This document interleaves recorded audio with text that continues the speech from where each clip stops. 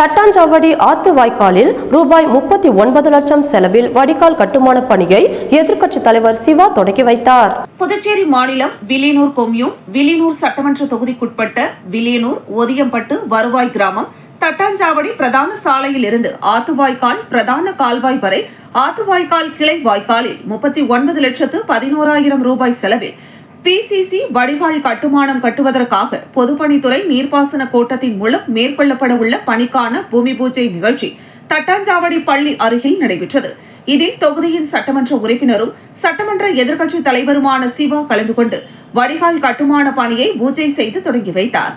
இந்த நிகழ்ச்சியில் பொதுப்பணித்துறை நீர்ப்பாசன கோட்ட செயற்பொறியாளர் ராஜ்குமார், உதவி பொறியாளர் மதிவாணன், இளநிலை பொறியாளர் ஷியாம், பெபியன் மற்றும் ஊர் முக்கியஸ்தர்கள் பழனி, தெய்வநாயகம், வீரகண்ணு, தங்க கதிர்வேல், சந்தோஷ், ராமஜெயம், ஆனந்த், புவனேஷ், காட்டாண்டி, பிரவீன், கார்த்தி, திமுக தொகுதி செயலாளர் மணிகண்டன், பொதுக்குழு உறுப்பினர் தர்மராஜ், வர்த்தக அணி அமைப்பாளர் ரமணன், ஆதி திராவிடர் அணி தலைவர் பழனிசாமி, வர்த்தக அணி துணை அமைப்பாளர் சரவணன், தொகுதி செயற்குழு உறுப்பினர் சுப்பிரமணியன், ரவி, முத்து, கோதண்டம் ஆகியோர் கலந்து கொண்டனர்.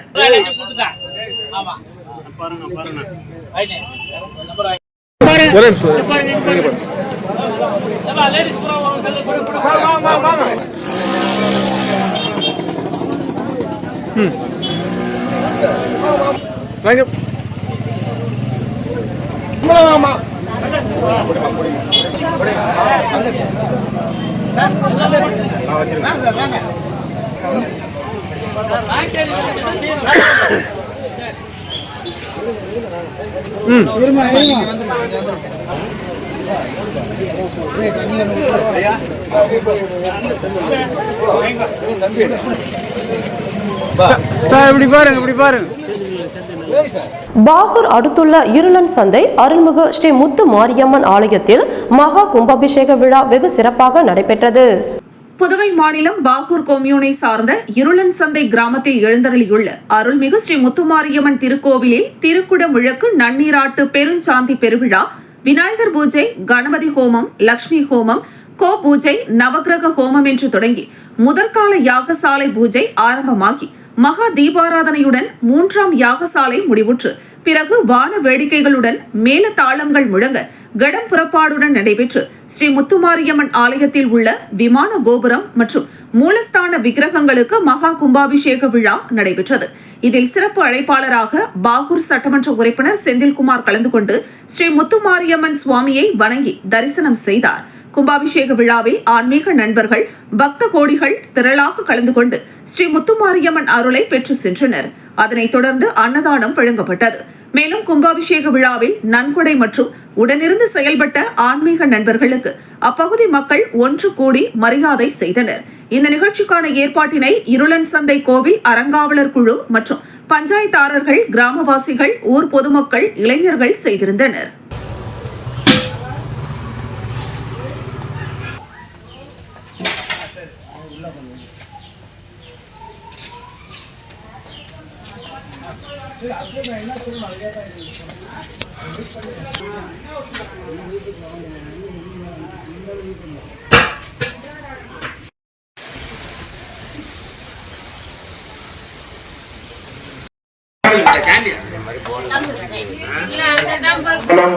சீரும் சிறப்புடன் இருக்கணும். சாமிக்கு நம்ம வந்தோம், கொண்டு பண்ணோம், போனோம், ஸ்ரத்தையா தேகம் எப்பயுமே உறுதியான ஒரு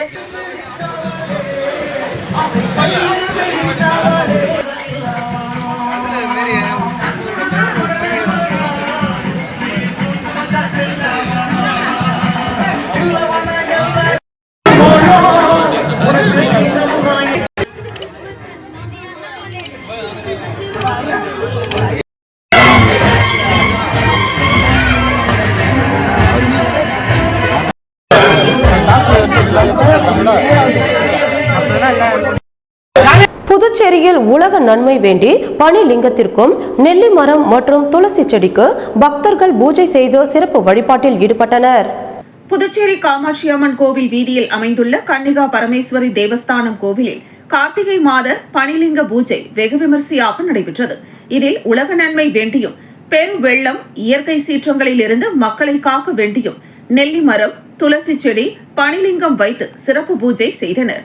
இந்த பூஜையில் பால், தயிர், விபூதி, சந்தனம் உள்ளிட்ட 9 வகையான வாசனை திரவியங்களால் அபிஷேகங்கள் செய்யப்பட்டு 9 வகையான வண்ண மலர்களால் அலங்கரிக்கப்பட்டு சிறப்பு பூஜை நடைபெற்றது. பின்னர் பூஜையில் கலந்து கொண்ட பக்தர்கள் அனைவரும் நெல்லிக்காய் தீபம் ஏற்றியும் பனிலிங்கத்திற்கு பூ புஷ்பங்களால் அபிஷேகம் செய்தும் வழிபாடு செய்தனர். தொடர்ந்து சுவாமி சிறப்பு அலங்காரத்தில் எழுந்தருளி பக்தர்களுக்கு அருள் பாலித்தார். பின்னர் சுவாமிக்கு மகா தீபாராதனை காண்பிக்கப்பட்டது. இதில் திரளான பக்தர்கள் கலந்து கொண்டு சுவாமி தரிசனம் செய்தனர். இதில் கலந்து கொண்ட பக்தர்களுக்கு சாமிக்கு பூஜிக்கப்பட்ட பிரசாதமும் அன்னதானமும் வழங்கப்பட்டது.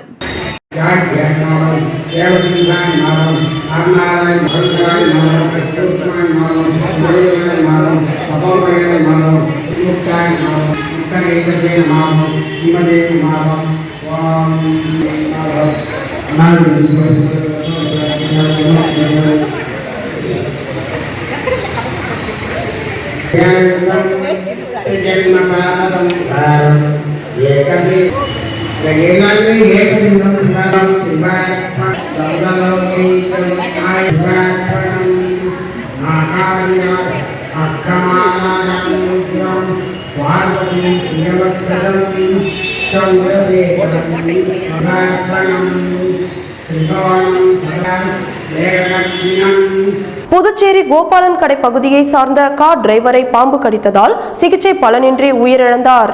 புதுச்சேரி கோபாலன் கடை பகுதியை சேர்ந்தவர் ஜாஃபர் அலி கார் ஓட்டுநராக பணியாற்றி வருகிறார். இவருக்கு 2 மகன்கள், 1 மகள் உள்ளனர். இவர் கடந்த 20ஆம் தேதி தனது நண்பருடன் அரசூர் பகுதியில் சென்று கொண்டிருந்த போது பாம்பு கடித்ததாக கூறப்படுகிறது.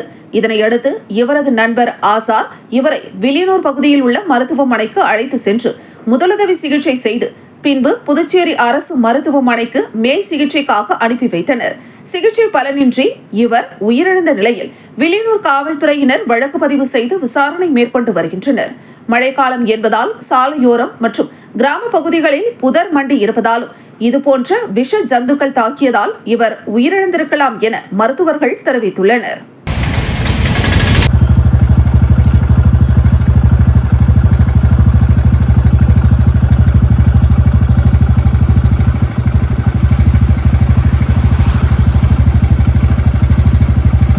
குடியுரிமையை பறிக்கும் மறைமுக திட்டமே SIR என்ற கருத்தை முன்வைத்து குற்றம் சாட்டி புதுச்சேரி குடிமை சமூகங்களின் கூட்டமைப்பு சார்பில் கண்டன ஆர்ப்பாட்டம் நடைபெற்றது. புதுச்சேரியில் தேர்தல் துறையால் மேற்கொள்ளப்பட்டு வரும் SIR எனப்படும் தீவிர வாக்கு திருத்த பணிகளுக்கு எதிர்ப்பு தெரிவித்தும் SIR என்பது பொதுமக்களின் குடியுரிமையை பறிக்கும் மிகப்பெரிய சதித்திட்டம் என குற்றம் சாட்டி புதுச்சேரியை சேர்ந்த சமூகங்களின் கூட்டமைப்பு கண்டன ஆர்ப்பாட்டம் நடத்தப்போவதாக அறிவிக்கப்பட்டிருந்தது.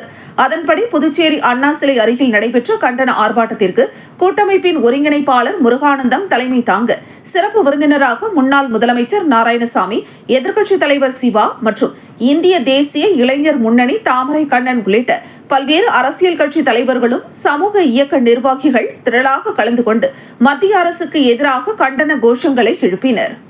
வீர வணக்கம், வீர வணக்கம், வீர வணக்கம், வீர வணக்கம், வீர வணக்கம், வீர வணக்கம். தந்தை பெரியாருக்கு, தந்தை பெரியார் கண்டிக்கின்றோம், கண்டிக்கின்றோம், கண்டிக்கின்றோம், கண்டிக்கின்றோம், கண்டிக்கின்றோம். இந்திய தேர்தல் ஆணையத்தை, இந்திய தேர்தல் ஆணையத்தை, இந்திய தேர்தல் இன்னமும் நம்பிக்கை கொண்டு இப்படிப்பட்ட மோசடி நடக்குதுன்னு தெரிஞ்சா நம்ம வேலையை நம்ம செய்யறோம், என்ன செய்யறாங்க பார்ப்போம் சொல்லிட்டு இன்னைக்கு பாண்டிச்சேரியில் என்ன நடந்துருக்குன்னு கேட்டால் 65% தான் கொடுத்த ஃபார்ம் ஃபுல்லாச்சு, ஃபுல்லாகலையா, சரியா ஃபில் பண்ணாங்களா இல்லையா வந்துருக்கு. மற்ற தலைமை தேர்தல் அதிகாரிகள் அவர்கிட்ட ஒரு கேள்வி கேட்டோம்.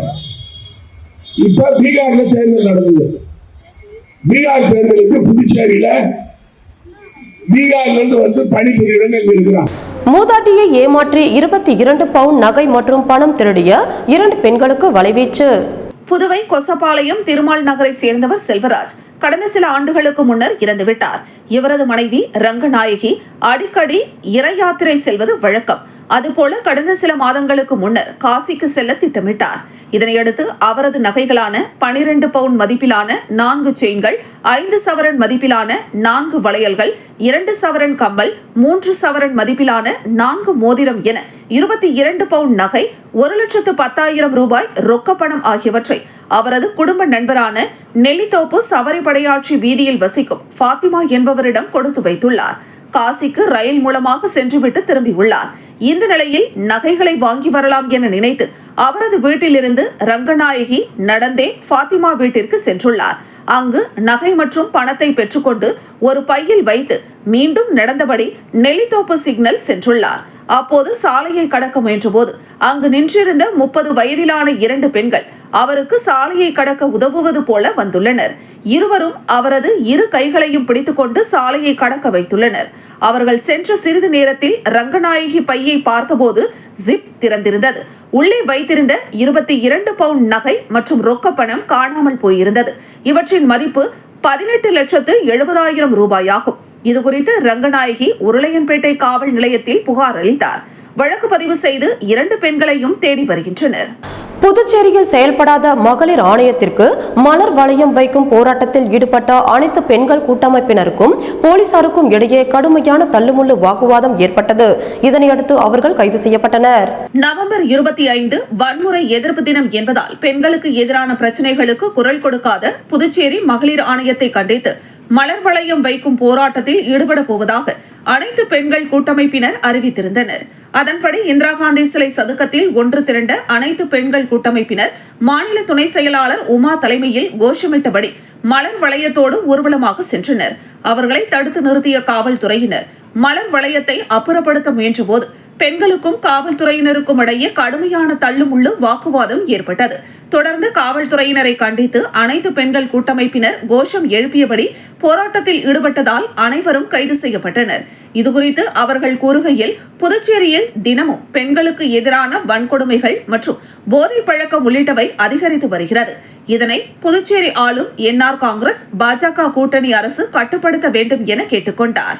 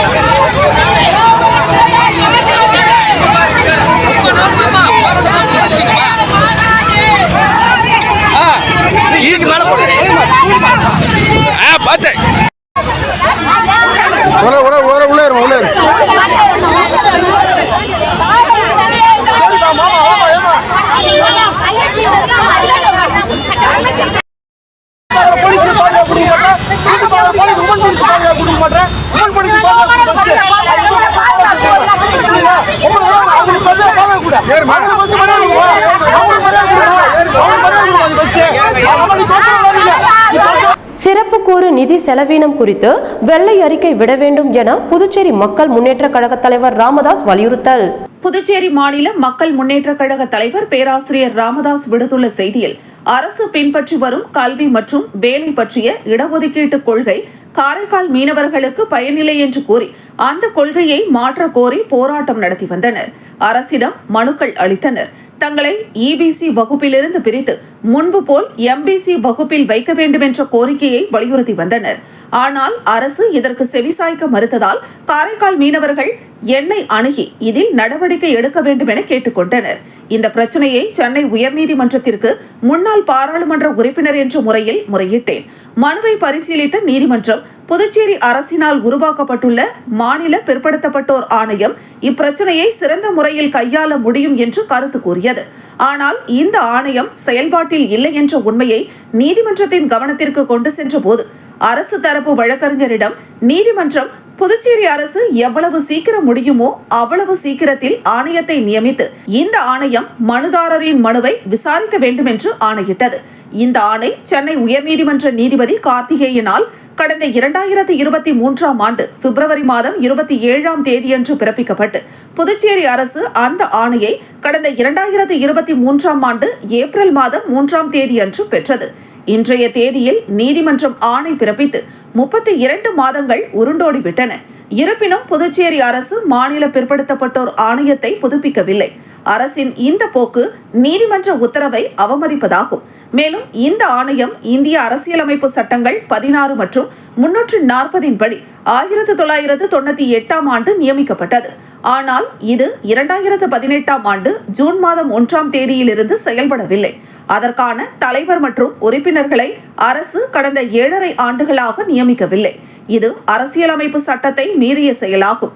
புதுவை அரசு இந்திய அரசியலமைப்பு சட்டத்தையும் மதிப்பதில்லை, நீதிமன்ற உத்தரவையும் மதிப்பதில்லை. இந்த அரசு நீதிமன்ற உத்தரவை மதித்து இன்னும் 10 நாட்களுக்குள் இந்த ஆணையத்தை மறுசீரமைக்க தவறினால் இந்த அரசின் மீது நீதிமன்றம் மற்றும் அரசியல் அமைப்பு அவமதிப்பு வழக்கு தொடரப்படும் என்று எச்சரிக்கை விடுத்துள்ளார். தன்னாட்சி பெற்ற ஒரு நிறுவனம், அதன் பொதுக்குழு இது சம்பந்தமான எல்லா முடிவுகளையும் எடுப்பதற்கான அதிகாரம் கொண்ட ஒரு நிறுவனம். இக்குழுவை கூட்டி எத்தனை தொழிலாளர்களுடைய பதவிகள் உருவாக்கப்பட வேண்டும் என்று முடிவு செய்ய வேண்டும். அந்த தொழிலாளர்களை நிரந்தரம் செய்கிறோம் என்ற ஒரு தீர்மானத்தை நிறைவேற்ற வேண்டும். அவர்களை நிரந்தரம் செய்யும்போது அவர்களுக்கு கொடுக்க வேண்டிய அதிக சம்பளம் எவ்வளவு என்பதை மதிப்பிட்டு அந்த தொகையை அரசு ஆண்டின் மானியமாக அந்த கழகத்திற்கு வழங்க வேண்டும். இந்த பிரச்சனைகளை செய்வதில் போக்குவரத்து கழகத்திற்கு எல்லா அதிகாரமும் இருப்பதனால் இந்த பிரச்சனைகளை 2 மாதங்களுக்குள் முடிப்பதற்கு அரசு நடவடிக்கைகளை மேற்கொள்ள வேண்டும்.